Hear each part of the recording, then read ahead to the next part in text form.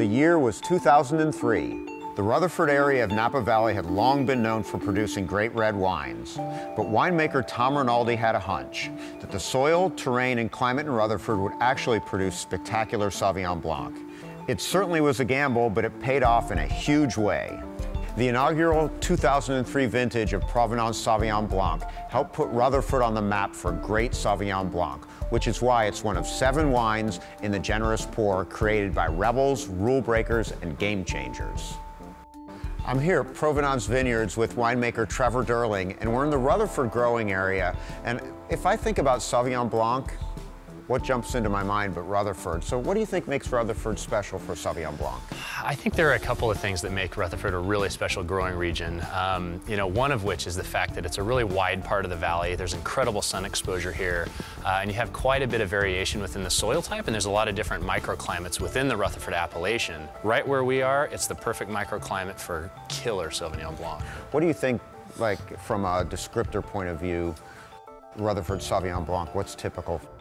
Profile of Sauvignon Blanc in this region tends to be more of the tropical characters. So you get a lot of pineapple, kiwi, guava. There's some nice citrus characters that come out of it. We tend to get a floral aspect as well. And it's just a really perfect climate for the style of Sauvignon Blanc that I enjoy making and enjoy drinking.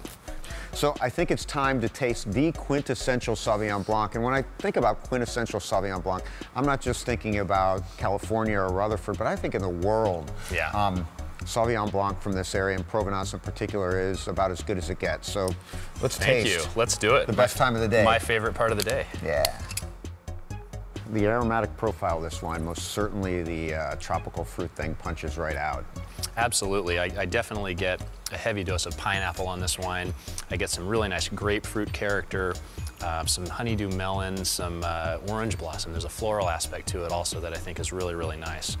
I think ripeness and richness, and you've mentioned viscosity before. Yeah. The length on this wine and just the mouthfeel it sets it apart. I agree, and that's one of those things that we really get from the Rutherford appellation, and one of the things that I think makes Sauvignon Blanc from this area so special. Incredible concentration of fruit. So what are you thinking food pairing with this wine? Any kind of shellfish. I'm a huge fan of oysters. Calamari would be excellent as well, and I typically love a nice mixed green salad with some warm goat cheese as well. Also, I think would go beautifully, but I'm thinking for the Capital Grille, calamari and this would really, really sing. So we want to invite everybody to join us from July 11th to September 4th at the Generous Pour Summer Wine Event at the Capital Grille. I'll be there. Yeah, cheers. Cheers. Cheers.